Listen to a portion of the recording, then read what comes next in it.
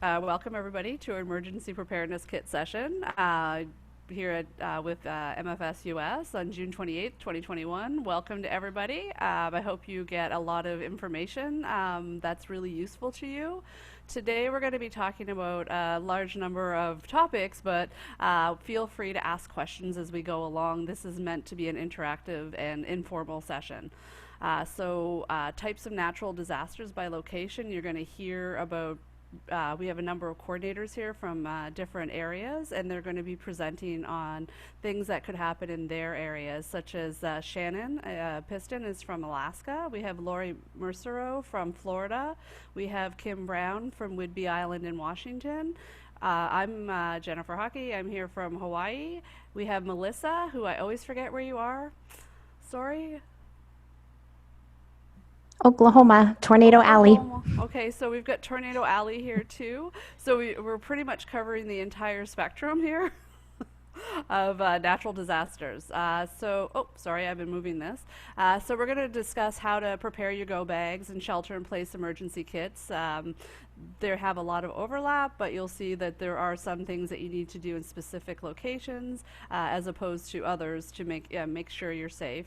Also, we'll have some tips about preparing your home, or at least things to think about, and other things to think about like insurance, what to do in power outages, and there are some helpful links with one of our slides that you'll have as well.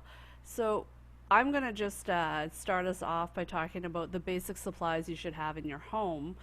This is a list that no matter what is going to happen, you can throw it into your go bag, or you can have it as shelter in place or evacuation supplies that you need. And the types of things that you'll need are things like non-perishable food, water for drinking and for personal needs. You'll need some sort of first aid kit. And you should really include any kind of prescription medication that you do need for you and your family. Personal hygiene items and sanitation items, and we'll talk a bit more about some of these as we go through. Flashlights and lanterns, and always have extra batteries on hand. A solar crank or battery operated radio. Again, if it's battery operated, have extra batteries. A manual can opener, a simple thing, but most non-perishable food comes in can form. But if you have an electronic can opener, you may not be able to get into your food. Lighters and matches, books, magazines, games for recreation, because you will need to also not go distract yourself and not go too crazy during a natural disaster. We also suggest you have sufficient pet supplies and baby supplies on hand if applicable, coolers and ice packs, and also things. This kind of ties into the personal hygiene and sanitation items. Moist toilets, garbage bags, plastic ties. You never know what you're going to have to deal with. Paper plates, cups, paper towels, and plastic utensils, of course. And because we're in the era of COVID and state by state, there are different issues that you may encounter if, say, you have to go to a shelter or something like that. You should always have PPE as well. So masks, gloves, antibacterial wipes, hand sanitizers. Those are always good things as well. So I'm going to kind of turn it over to Shannon. Shannon's going to kind of talk about what it's like having to deal with things like earthquakes and being in a place that's colder rather than hotter, and dealing sometimes with volcanoes as well. Great, thanks, Jen. Yes, so our main concern that I'm going to talk about is for sure earthquakes, and I think when I toss it to Kim Brown, she's going to touch a bit more on volcanoes, but Alaska also has active volcanoes as well. The biggest thing I can say about earthquakes is that there is no warning. It's not like, you don't have tornado sirens, you don't know a hurricane's coming in the next few days, you don't have any preparation for that. So that is why it really is important to be as prepared as you can, because it's just going to happen when it happens.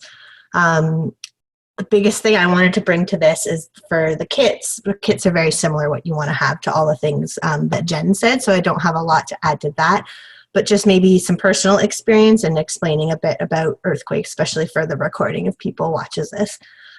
So in November 30th, 2018, Alaska had a very big earthquake, a 7.2, and it was very close to Anchorage, like within 30 miles.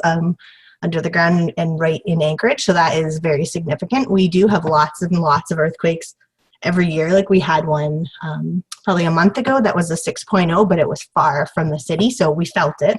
Things shook and that was it. It was fine. The one we had in 2018 was not the case. There was mass damage to the entire city. Roadways were torn up. Two of the schools that some of our Canadian kids went to were condemned and are just opening this year. So it's been 3 years almost since it happened. So they're reopening one middle school and one elementary school finally this fall. So I came from Florida, so we had all this stuff. We had the kits, we had everything ready to go. And then we moved here and they're like, oh, Alaska gets earthquakes. We're like, yeah, okay, cool. Like you think I would have been more prepared. I was not. Of course, my husband was away in Tinker training when this happened. So it was just me and the 3 kids. And so I wish I'd been more prepared and I wish that people could take it more seriously. So that's basically my message today. So things like, and this can apply to every natural disaster, but things like knowing where your gas shutoff is. We have gas and one of the pipes in the garage shook loose, so we had a pretty big gas leak. As soon as the earthquake happened and things calmed down, I had to go to the school and get my kids, and I could smell gas. And thankfully, one of the Canadians was driving by, and he's like, "Are you okay?" I'm like, "I smell gas in my house. I gotta go. Like, I gotta go get my kids." So he turned off. I had no idea what to do. He came with a big wrench and turned my gas off, because our neighbor down the street had their hot water tank explode. They had a huge fire because they had a gas leak and didn't get it turned off quickly. Our hot water tanks started spewing water everywhere, so know where your water shutoff is and how to quickly do that. It'll just save so much potential damage and unsafety. Another thing, it's funny that I make myself sound helpless, that I didn't know was how to open my garage without power, because I never had to do it. I just clicked the button, and to get my car out to go get my kids in the middle of after an earthquake, I had to call my husband and go home and say, what do I do? How do I get out of this garage? So it's just little things that I don't think many of us think about is to know. And power can go out anywhere, right? So that's something to know no matter where you are. Practicing, so a big thing, the kids do this in school. Instead of just fire drills, they have earthquake drills, so they know what to do. You know, you get I think the old advice was get in a doorway, because when there was a big earthquake in, I think it was San Francisco, you've probably seen the famous picture where all that remained of a house was a doorway. But then that's where that came from, but it's not necessarily the safest place. Under a sturdy table, holding on to the legs, covering your head is the best thing to do for an earthquake. Of course, there aren't tables in every single room of your house, and you don't want to start running through your house in the middle of an earthquake. So I tell everybody to practice with kids, like little kids too. If you're in this room of your house, this is where you go. If there's an earthquake, if you're in this room, this is where you go. Because every room is different, you know, somewhere where there's nothing on the wall, where you're not close to a window, not close to big furniture, that sort of thing. So yeah, just practicing those and doing that periodically is important. The one thing I would definitely add to kind of a preparation, not necessarily a kit, but having by your bed, is hard-soled shoes or slippers, because if there's an earthquake in the middle of the night or when you're in bed, there's probably going to be glass everywhere, which there was in my house. Most people around here lost like all our dishes and everything during the earthquake in 2018. So have something that you can walk to get out of your house if you need to, for sure. Also anchoring furniture. I know lots of us do that with little kids anyway, in case they climb a bookshelf, or we've all heard horror stories about what can happen. But even if in an earthquake, sorry, my 4-year-old's yelling on his iPad. Even if you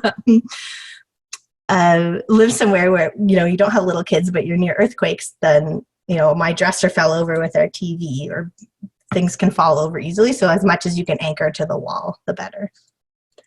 Those are my main things. Just taking it seriously and having all the things Jen said, enough water for 72 hours, have some cash on hand, because if debit machines go out, you need cash. We're also not isolated as Hawaii. We're not an island, but we are fairly isolated from the rest of civilization. So if the airport shut down, which they did for about a day here, they got them up pretty quickly, or trucking routes shut down, then we're going to be without supplies for a while until they can get them here. So yeah, just take it seriously and have things ready, and then it's not as scary if you it's still scary, but it's something just to be ready. And Kim, if you have anything to add about earthquakes that I missed, go for it. I actually have a quick question for you.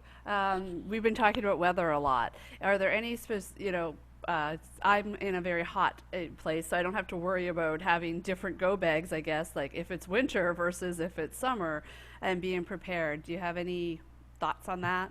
Yeah, for sure. And just I think in general, like we don't necessarily need for earthquakes like go bags because you're probably not like you might have to leave your house. So like having your passports and that stuff in one place is great. But it's not the same as like we're not going to evacuate necessarily unless your house is unsafe. But just even not even natural disaster wise, maybe even snowstorm wise, like having warm clothes in your trunk. If you're just because you're driving, my husband kind of gets me heck for this, but if I'm driving to the store, like you have your hat and mitts and like a warm jacket, even if you're just going to run in and out. What if you get in a car accident and you're stuck on the road, right? So just, yeah, having when it's cold, having warm layers with you when you leave the house for sure. Thanks, Shannon. Kim, do you want to add anything specifically to do with earthquakes or volcanoes, or would you prefer to talk about that later?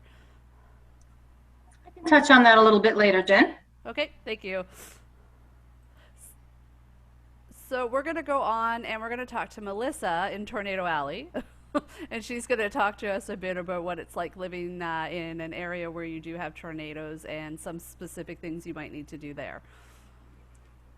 Thanks, Jen. Hi, everybody. So I'm in Oklahoma, and I had a similar thing as Shannon, where our first year here in 2019, we were not completely prepared.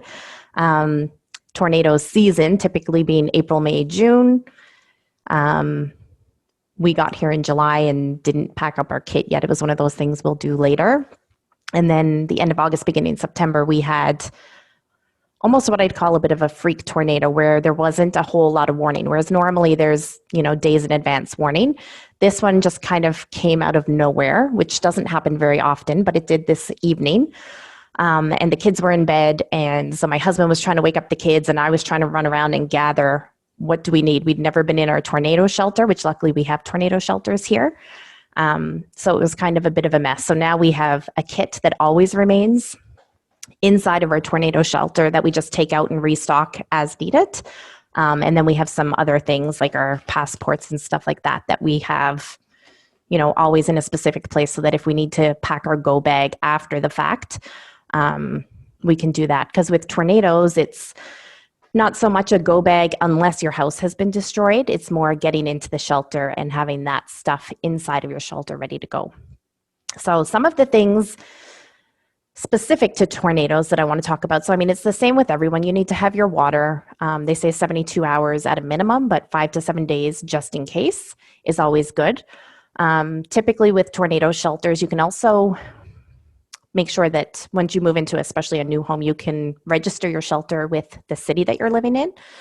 And if you say that your house has a shelter, they can specify and pinpoint with tornadoes exactly what area it touched down in, and they will go to those areas. And if your shelter is registered, they know to go in and dig for you. So that's a pretty good thing. So usually within 72 hours, you'd be out anyways. Food is always something good to store. We tried to always tell our families to have stuff that isn't full of sugar as much as, I have little kids and they want the sugary type snacks. We try to say stuff that's going to keep you sustained for the time that you're in there. So some tuna, some beans. I don't know how much you want beans in a tornado shelter, but they will be high in protein and keep you going for a while. Lara bars, because there's not any sugars or anything like that. Maybe some nuts. As always, my tuna kit has the handy dandy quick pull up, but always we have an extra can opener inside of our shelter.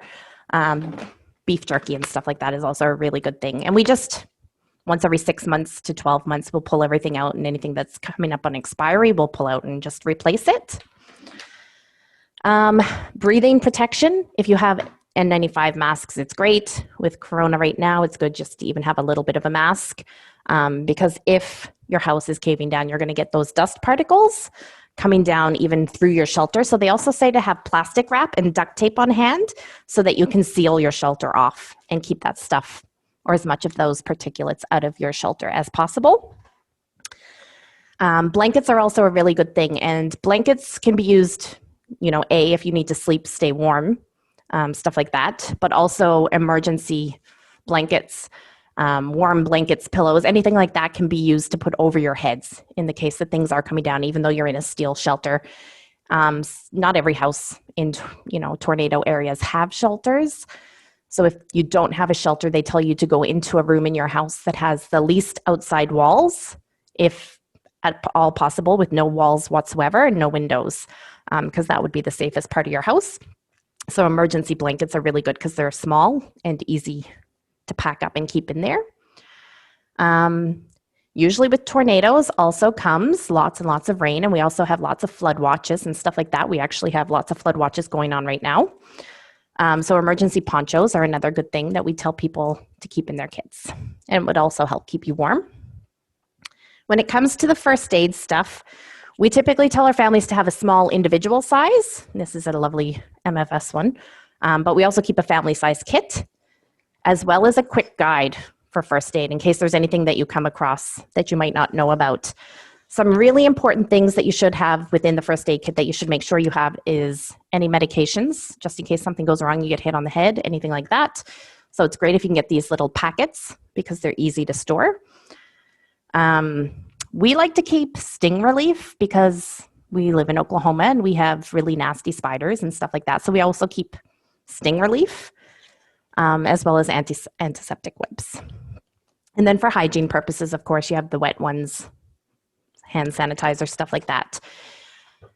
Things that we don't store necessarily in the kit, but we always have close at hand. And it's one of those items that you can just kind of write down to say, grab this in case you have to go into the shelter, is any prescription medications that anybody in the family might be on. Then sanitation wise, if you do have babies, I don't have babies anymore, but I have a pack of wet wipes. If you have wet wipes and diapers, again, if you have lots stockpiled, you can keep some right directly in the shelter. If not, have them close by so you can grab them on your way in. Handy dandy. Let's face it, ladies, we need some tampons, pads, whatever you might need. If you're stuck in a shelter for 72 hours, you might need it, unfortunately. We also keep toilet paper, and again, because we live in a place that's very rainy, we keep it in a Ziploc bag so it doesn't get soaked. So if you need to use the washroom and you're in there for 72 hours, you have some TP. Some places with the tornadoes, they'll tell you to get one of those portable toilets. If anybody here has ever been inside of a tornado shelter, they are not very big. So what we do is we just have like a bucket that you can put garbage bags inside and tie them off. Because you can also store stuff inside of your bucket that way. It's not a portable toilet that you can't fit anything inside of. So that's usually helpful. Other really important things to have is they will say a metal whistle so it doesn't get crushed if things start falling in on a lanyard, so you can put it around your neck and find it no matter what.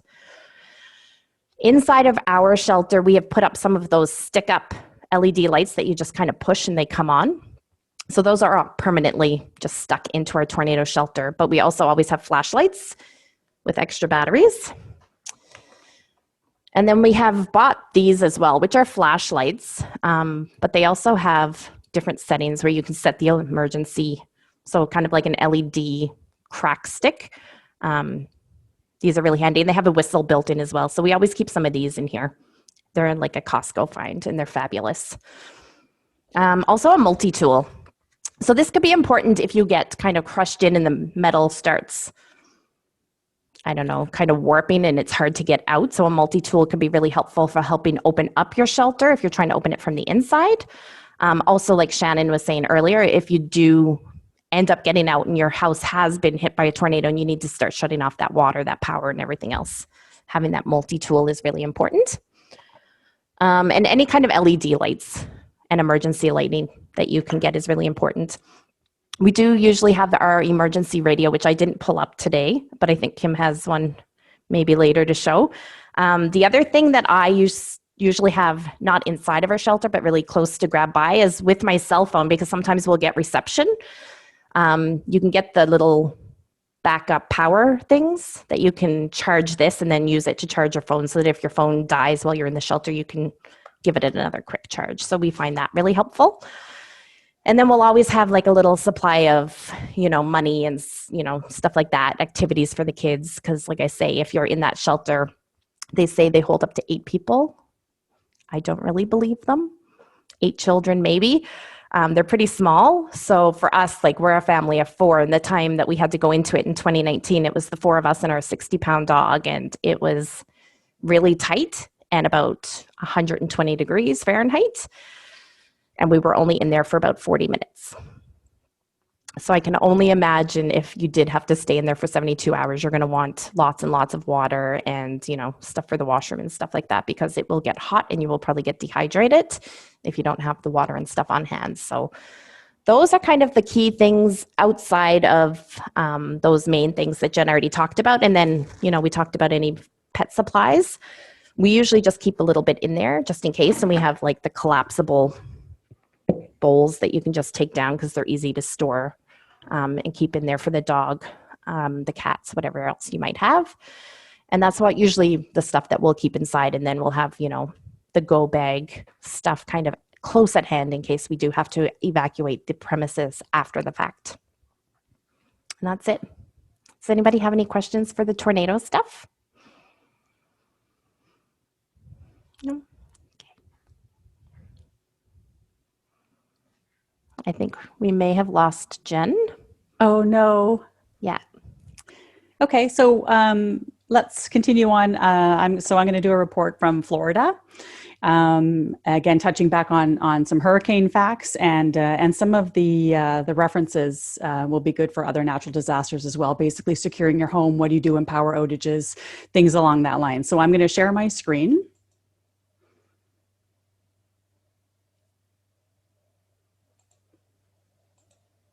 There we go. Can everybody see that with securing your home? Is that showing? Okay. Perfect. Okay, so hurricane season starts June 1st and goes to November 30th. So for anyone in these areas, it's the longest 6 months that you're ever going to encounter.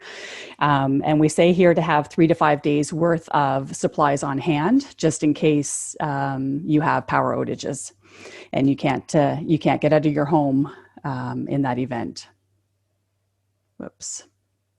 So for preparedness, so in any out camp hosting, we're exposed to new and unique natural disasters, and we need to familiarize ourselves on how we can prepare ahead of time and be ready when and if we need to be.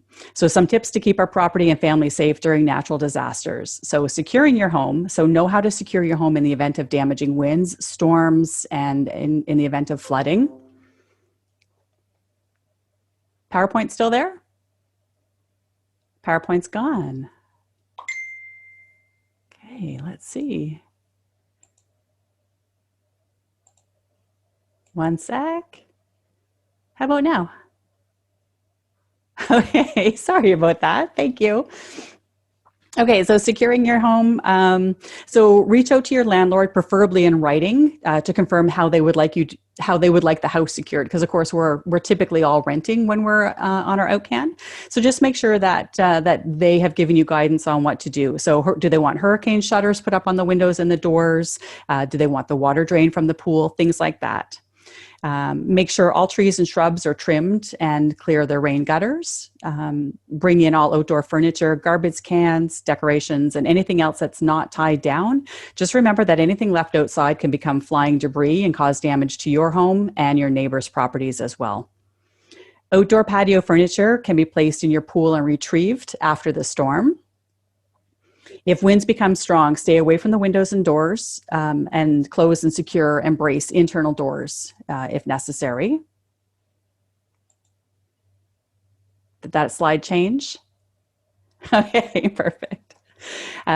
So for power outages, so in the event of a storm, should you be left without power, there are a few things to consider to help you be ready and safe outside of your normal hurricane preparedness. So gasoline. So make sure that your tank is full far in advance of an approaching storm. Some people wait until the last minute, rush to get extra gas for cars and generators, and subsequently gas stations can run out early and have extremely long lineups.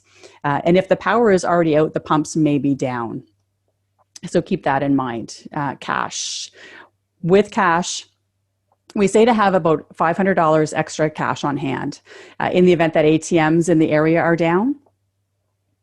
And we know from going through Hurricane Michael here back on October 10th, 2018, when we came back after the storm, that there was no power in the area. So the cash was huge to be able to get groceries, food, gas.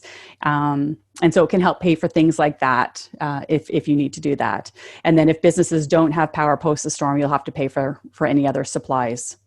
Cell phones, always charge your phone before the storm and limit the use if the power goes out. Melissa touched on this a little bit as well with her shelter. And then also if you have a battery pack, keep that close on hand as well, because in case you need that little extra boost of power, you'll have that. With air conditioning, so this can be the most uncomfortable side effect of losing power during a storm. Try to prevent this as much light from entering and warming the house as possible by pulling your curtains or closing your blinds. If you have a backup or battery operated fans, and this is, I didn't realize this until I moved down here as well, but don't operate the fans unless you're in the room. So fans create a difference in perceived temperature, but do not actually cool the room. So they instead, they have a cooling effect from the heat on your body. So it is said that they can actually heat up a room by just leaving them running. So they do circulate air, but they're not necessarily going to cool down the room. So water. So a good tip is to fill your bathtub and any large containers that you might have with water for washing and flushing only. All right. Do not use it as drinking water if it's in your bathtub. They're not that clean, so just for washing. And then always check your tub's drain stopper to ensure that it's a tight fit before any storm. And drain stoppers are one of those things that is hard to come by before a storm as well, so make sure you do that well in advance. Move on to the next slide. So food. Turn your fridge temperature down and or freeze any food or drinking water that can be frozen if you think the power might go out. Keep your fridge door closed to keep the cold air from escaping. Have a cooler with ice packs prepared to cool your drinks and snacks after the power has been out for more than 4 hours. Oh, sorry, folks. Give me one sec here. There we go. Don't stock up on food that isn't eaten regularly and needs to be refrigerated or frozen. This can be very costly if you lose power and you have to discard your food in the freezer. Purchase additional propane in case you need to grill food after the storm. And coffee and tea drinkers, consider purchasing an on-the-grill percolator or kettle to heat your water on the grill. There are some good high-end instant coffees that you can have on hand as well, just in case. So tips to keep your food cold during a power outage. So group food together in the freezer. This helps the food stay cold longer than if they're all scattered throughout the freezer. And move food to the bottom of the freezer. So heat rises, so the bottom of the freezer will naturally be the coldest. Make sure you have plenty of ice. Purchase ice cubes, freeze gel packs, or use plastic food containers or baggies to freeze water in. So a couple of tips with regards to your refrigerator. So drinkable ice packs. So freeze large baggies with water and lay them flat to freeze. Then you can fill your freezer with these. And I recommend freezing them in stages so that all of a sudden, you're not taking all that energy to freeze and it'll actually warm up your freezer. So do that a few days in advance. And then you have them frozen and you can move them down into your fridge if you need to keep your fridge colder during power outages. And then freezing them flat, of course, allows you to get more in tighter spaces. And then you can also thaw them and have drinkable water. Just remember when you are filling them that water expands. And so just be careful not to overfill the bags. So then the quarter in a cup trick. So to know whether or not the power went out during the storm, if it's overnight or even if you have to evacuate the area, place a cup of water in the freezer, freeze it solid, then put a quarter on the top of the cup. Right on the ice. If the quarter is at the bottom of the cup in the morning or when you return after you've evacuated, it means the food has all defrosted and when you were gone and is likely ready to be discarded. Do not eat it. So a couple of things for insurance. So just make sure that you have up-to-date insurance coverage to protect your home and all your personal property in advance of the hurricane season. In some cases, if there's a named storm already, insurance companies won't cover you for that storm. So be careful with that. Your landlord should have coverage to any damage to the home. However, we are responsible for renters insurance to cover our personal property. So most standard policies will cover damage caused by hurricanes, but they do not cover against flood damage, even if the flood is a direct result from the hurricane. Flood insurance, which is issued by the federal government's National Flood Insurance Program, usually institutes a 30-day waiting period on any new policy they issue. So when you're moving to a new area, you might want to make sure that that you look into that right away, especially if you're coming, July, which is our typical APS timeframe, posting season timeframe, and we're already into hurricane season in June. So for those that live along the Gulf Coast, which is where hurricanes most often occur in the US, many may also need to buy additional windstorm coverage, as that's not in your regular policy. And make sure to have an up-to-date household inventory list on hand. So for insurance purposes, if needed, and keep that in your to-go hurricane kit. I've had, numerous people ask me, why do I have to have a household inventory list? Nobody has ever asked me for it. Well, I can tell you right after Hurricane Michael hit in 2018, and we had a few families that unfortunately it hit them hard and they lost a lot of things. That was the prime example of when to have a hurricane or inventory list for the insurance companies.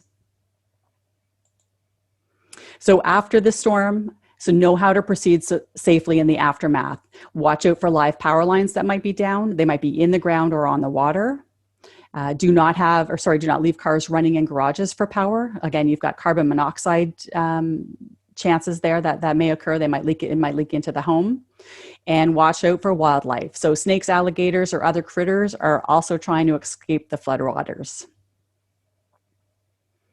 And then we have a few helpful links here, and we can certainly email these out if anyone would like them. So disaster preparedness sales tax holiday. I know in Florida we have that. It's a week in advance of the hurricane season, so the first week of June. And when you buy disaster preparedness items, there's no tax on that. Plan ahead for disasters. So that's a government site that tells you what to do with tips and tricks, food safety tips that we have here through the government accounts as well, and then how to build your basic disaster supply kit. Any questions on any of that? I'm going to stop sharing. That was really awesome, Lori, and you've done most of the work for all of us because between you and Melissa, you've pretty much covered what's in a supply, like any kind of supply that you need and the things that you need to take into account. It's going to be, a little different state by state with things like insurance perhaps, or I don't know of a state holiday here where we can go and get our emergency preparedness stuff. That is wonderful for people in Florida. So certainly that would have been, maybe we can lobby for that in other places or encourage our American neighbors to do that. There you go. Let us know. We'll ship to you. Yeah, exactly. So those links and everything will be available as part of our recording, of course. So we're going to move on now, and we are going to actually, now that we've heard from Shannon, Lori, and Melissa, Kim and I are going to actually be talking a little bit about a wide variety of natural disasters that can happen when you're on an island. So, Kim, do you want to talk about what it's like living on an island, but you're still on the mainland, and what types of things that you will encounter? Sure. Yep, not a problem. So hi, everybody. So for anybody that didn't hear, I'm on Whidbey Island in Washington State. So we are an island. We're connected to the mainland via ferry and also via the Deception Pass Bridge. So it's interesting here in Washington State because we kind of have a vast majority of natural disasters that certainly could happen. Everybody probably has heard about the West Coast and how everybody talks about the big one that is going to come at any point in time. We live here in Washington on a major fault. It's the Cascadia Fault out here on the West Coast. And so earthquake is a real thing. Along with earthquake is tsunami. Tsunami is also a thing. And we do have have tsunami evacuation routes here on the island that are clearly marked for people that live along the water. We also have 5 active volcanoes here in Washington State. And everybody knows about Mount St. Helens that blew back in the 80s. And we actually have 5 volcanoes that are considered active, and they are monitored closely. So we have that risk, and we also have terrible windstorms here. It's called Windy Whidbey for a reason. A lot of that has to do with the fact that we have such tall trees here. Many of the trees out here on Whidbey Island are well over 200 feet tall. They're not the real hardwood trees like we get back on the East Coast that I'm familiar with, but they're those really pretty trees that have those really wonky branches that really wave a lot in the wind. So when we get some of our crazy windstorms here, the tree branches come down, and they come down often. So power outages are a very real thing here. So from my perspective, when my husband and I arrived here in 2017, we did take emergency preparedness very seriously. And so we ran out and prepared our kits pretty quickly, because I actually was quite terrified of the possibility of earthquake and volcanic eruptions. So we did get ourselves ready. It's not an inexpensive undertaking, but for us it was worth it. Because we're on an island, we do have 2 kits. So we have our emergency prep kit that we have here at home, and it's in a big old Rubbermaid container that we have out in our garage. I'll go through a few of the things that I have in mind. Some of them are very similar to what some of the other coordinators shared, but a few of them are a little bit different. One thing I do want to talk about is preparing to have to take care of the needs of nature that we're all going to have no matter what kind of emergency we're in. My husband and I are big hikers, and so one of the things that you do when you do big hikes is you have your toilet in a bag. So we bought a box of these that we have, and they're meant for mountaineering and spending the night on a mountain, but they're really great to have here too. They come with some extra, they call it poo powder, but it goes inside the bag, and it takes care of helping with odor, and it takes a lot of the liquid out of things. So we have these in our kit. So that was a little extra something. The N95 masks, huge. In the case of a volcanic eruption, you're going to have a lot of ash. Ash is absolutely deadly to your lungs, and so to have N95 masks in your stay-at-home kit is absolutely essential to help protect. So they are seriously good to have. Along with having some multi-purpose lighters kind of thing, we also have a few of these really great little fire starter logs. If you are somewhere and you're not able to have any kind of fire start, these are really wonderful to have. And we also have in our bucket a couple of great little, I can't find it right now, but anyway, some really good, there it is, heavy duty aluminum containers. You can use these if you can get some heavy duty ones, and you can actually light one of your fires in that. The other thing that we did is we got some of these bath wipes. They're kind of similar to a wet wipe or a diaper wipe or whatever, but these ones are specific to hiking, and so they're called bath wipes, and they're really a good size. They're about a hand towel size, so they're really great to have just for basic needs there. A radio. We invested in this one, and it's actually a crank radio. So battery operated radios are great, but you can also get crank radios as well. So we invested in one of those. Everybody talked about having flashlights. We have the same. One of the things that we invested in were some really good LED headlamps. In case of a natural disaster, whether you're talking about an earthquake or you're talking about a volcanic eruption, you may very well have injuries. And if you have injuries, it may not be as easy to use a flashlight and operate that by hand. So having a headlamp is really wonderful. Also allows you, when you're trying to get through the dark, when you don't have any power, to have your hands free while still having a good beam of light because you're wearing it. So you've got your hands free. So they're kind of good to have. The other thing that was already mentioned was about having lady lady supplies. The other thing that's great about having lady supplies is that sanitary napkins are wonderful as first aid supplies also. If you have any kind of an injury where you have a lot of bleeding or anything like that, they are fantastic for absorption. So it's a wonderful thing to have. They serve a multi-purpose. The other thing was mentioning about having a tool on hand, pliers or a wrench for those shutoffs again. So we have a pair of pliers and a wrench in our kit as well. Something else that we have too to go along with our standard first aid kit is, you know what, I have this way back in the day, my St. John Ambulance first aid book.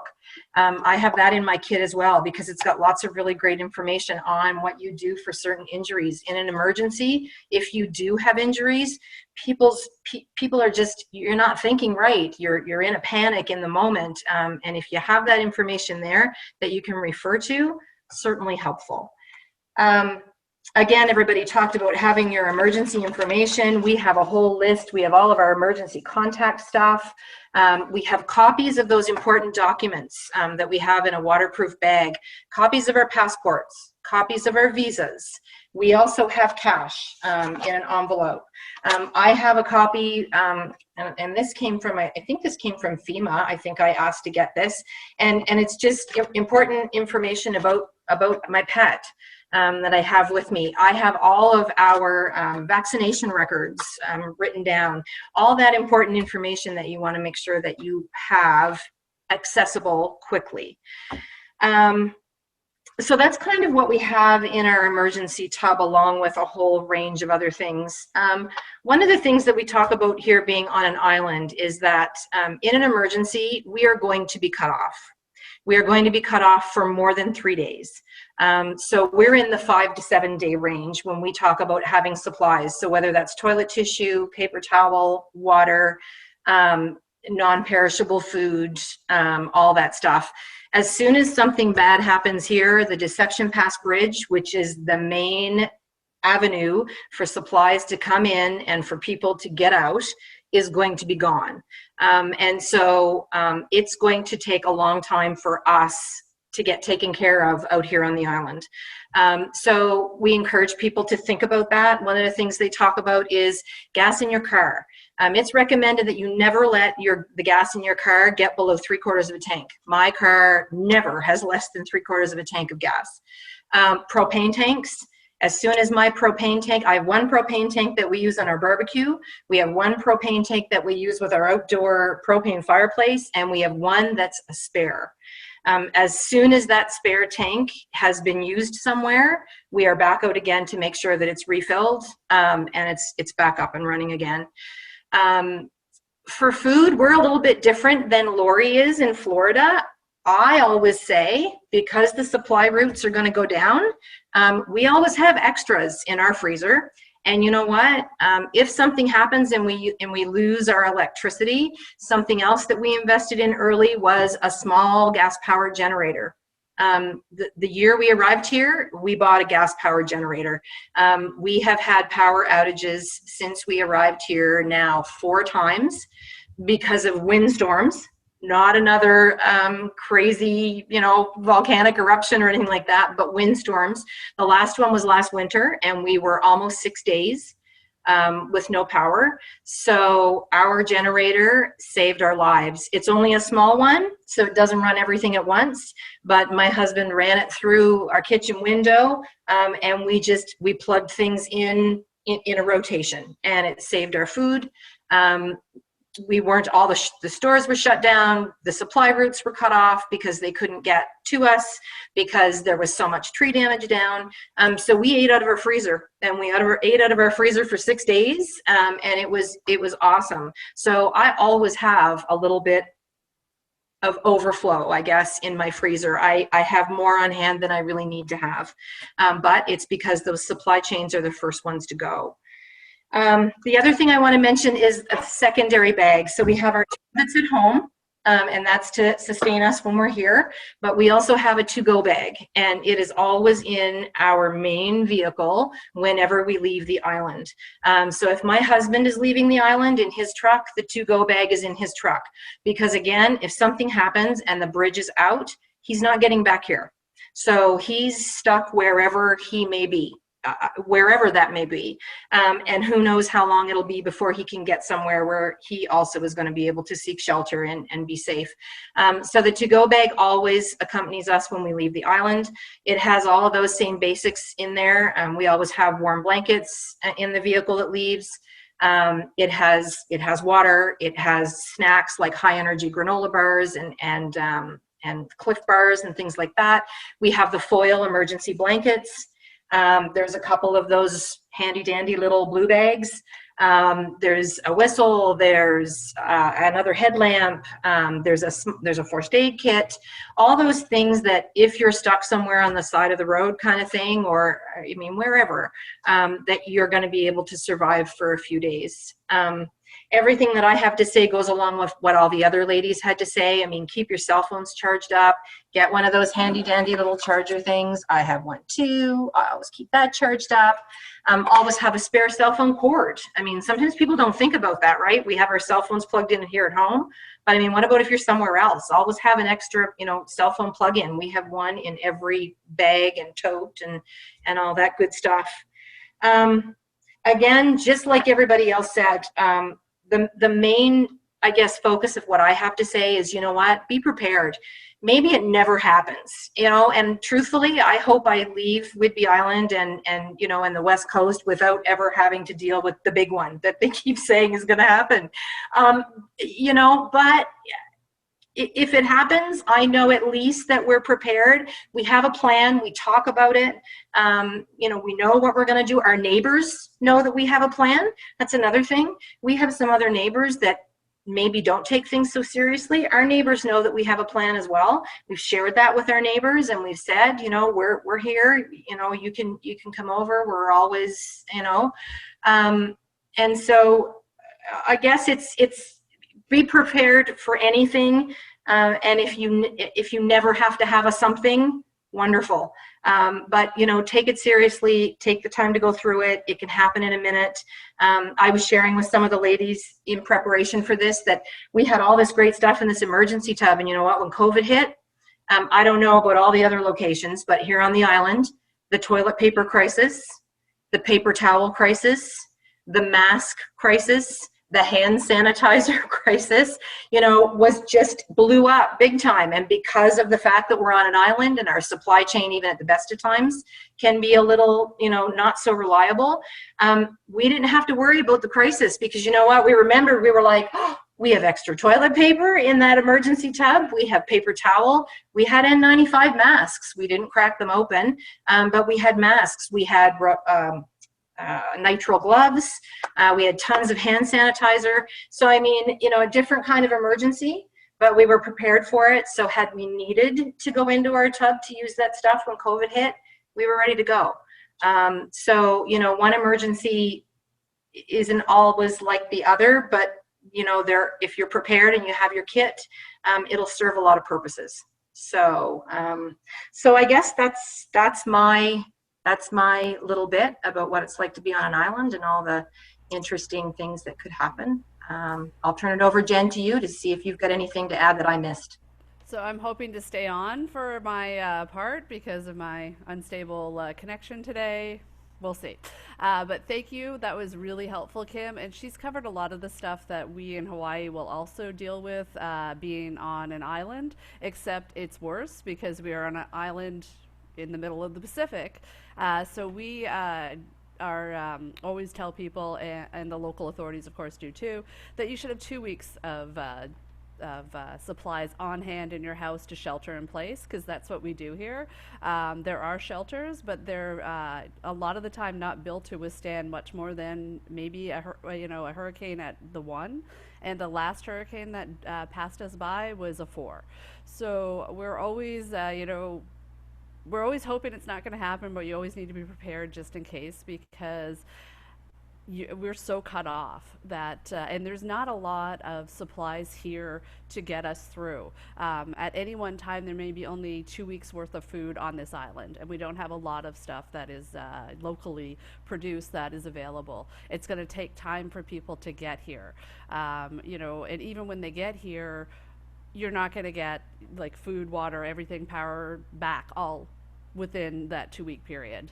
You hope that that will happen, but you know, from it's possible that you won't. So for us, we have go bags just in case we do need to evacuate, because we many people live in tsunami evacuation zones. Every time there's an earthquake in the Ring of Fire and in the Pacific Rim, we get you know, possible alert or warning, and we're always on the alert for something like that. Also, we have a volcano, not on this island, fortunately, where we all live, but there is an island on this, there is a volcano on this island, on the southern island, the big island, and that can always, at any time, and has since 2018 been erupting. So sometimes we won't get the lava and that kind of thing, but we could have the ash and that kind of stuff. And there could be small earthquakes that happen with that. And then the main thing that we deal with here is hurricanes. And as with, you know, elsewhere in the States, the hurricane season is June 1st to November 30th, which is a big chunk of the year.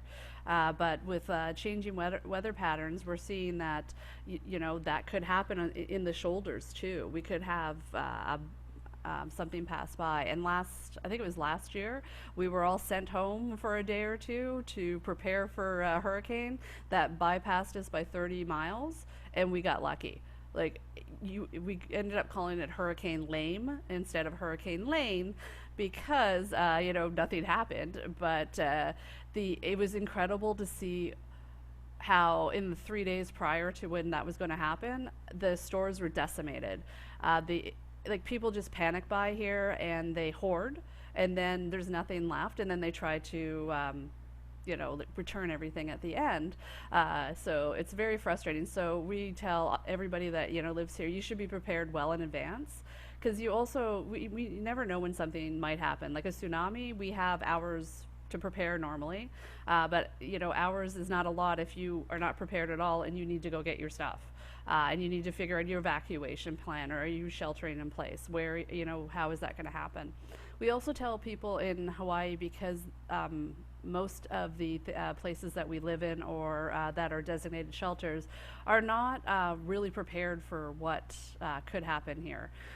So sometimes it's almost better to yes, know where your local shelter is, and you know, when it will be open, and be prepared for that with your go bags, but also, you know, maybe make a plan with someone else in the community that is at a high level, if it's a tsunami that you're fleeing, or if it's a hurricane, know where to go where it's safe, or that you could shelter with someone else here that is in a maybe newer build.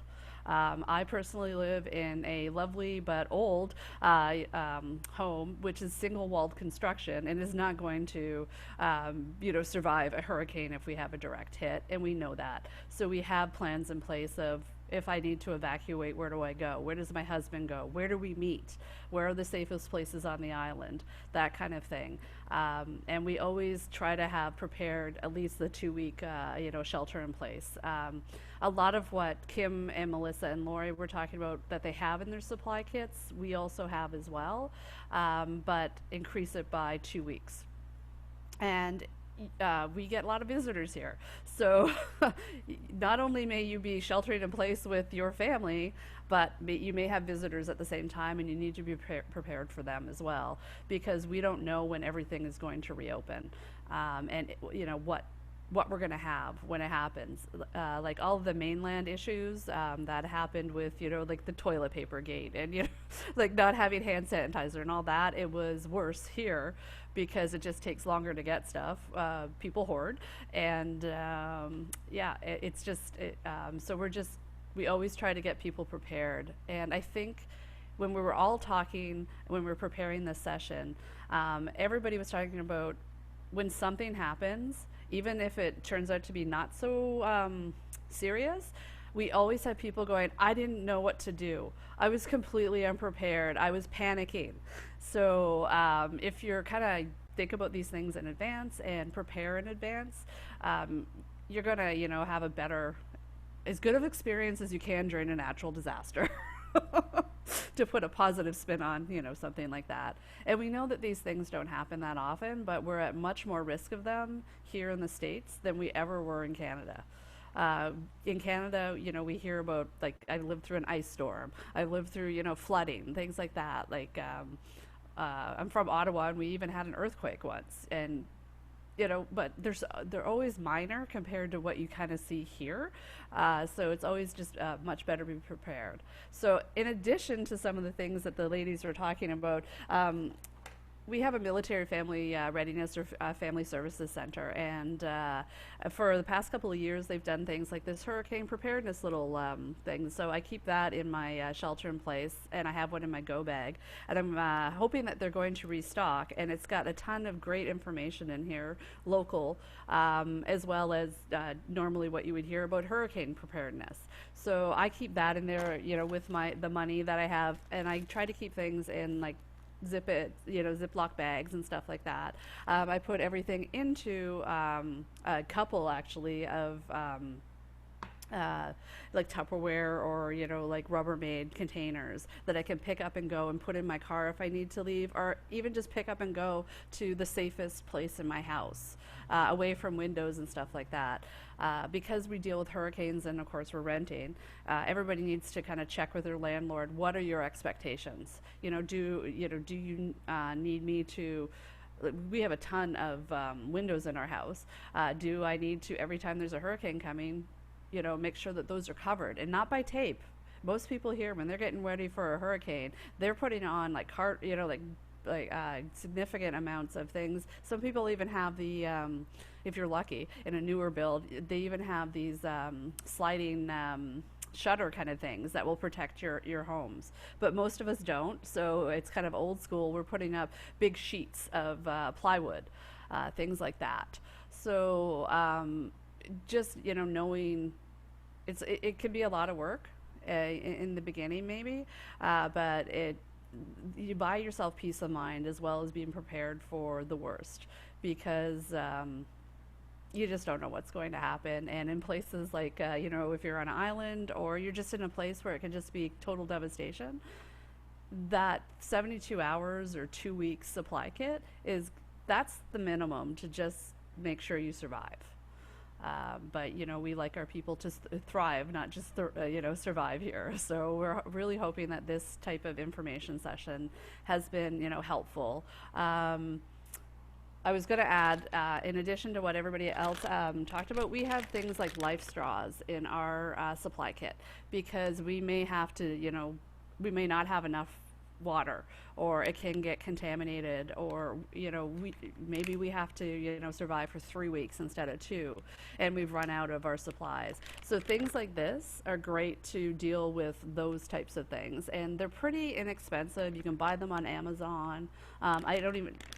Some of them are like $19, some of them are far more, but it's nice to, and yeah, like Kim say, water purifying tablets, those are a really great thing to do, especially if you're looking at like a longer term amount of time to have to do this. And a lot of people here, they keep their larger water bottles, and they fill them up at the time instead of going and buying it, because you can survive for a little while on water that you just put into something like a week or two, but it's much safer if you have water purifying tablets.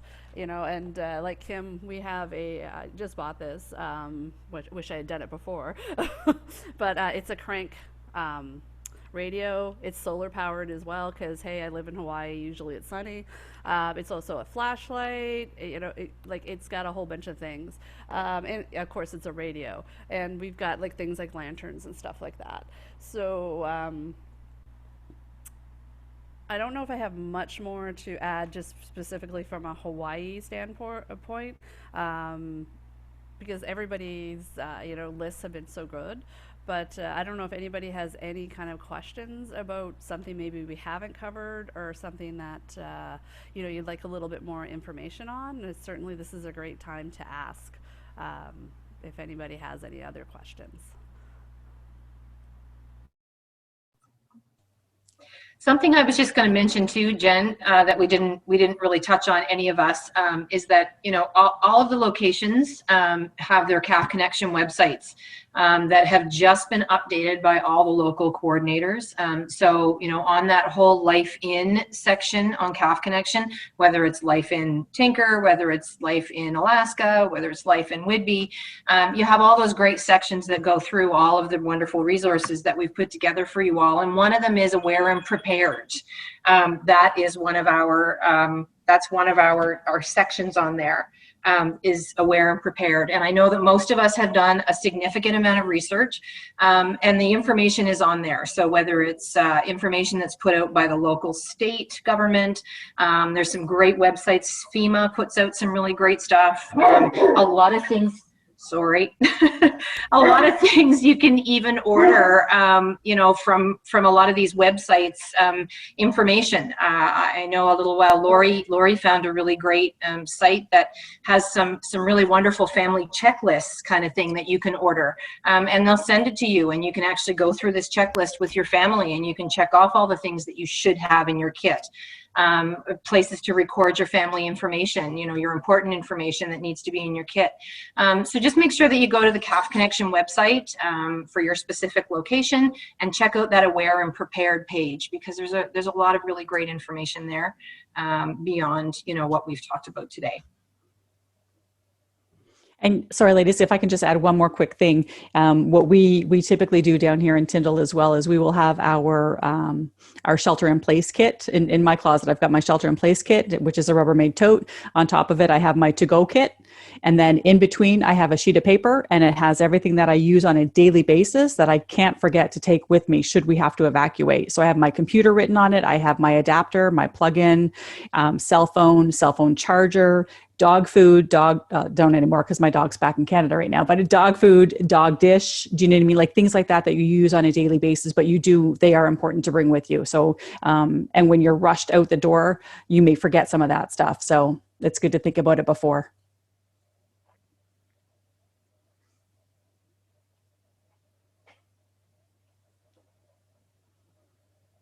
Did anyone have any other questions?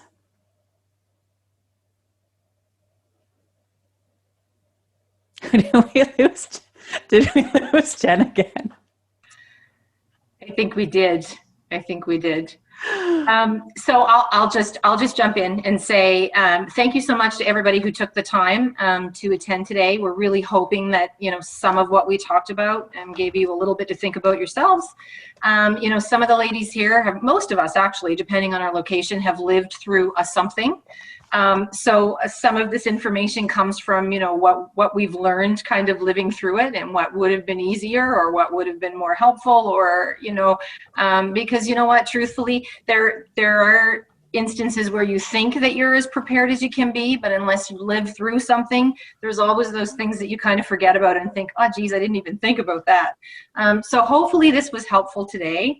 I hope that everybody remembered that everybody who attended is going to have their name put in for a draw for one of 2 emergency preparedness kits. It's going to be a starter kit for you, so there's still going to be lots of things that you're probably going to want to add for your location wherever you are, but it's going to give you a really good start in some of that stuff that you should have available. So we'll just make sure that we have everybody's information. Certainly the coordinators that are on here are going to know who's in their location. What we'll do is we'll do the kind of random draw after the fact, and then we'll send out an email to the 2 lucky winners, and we'll make sure that your kit gets sent off to you.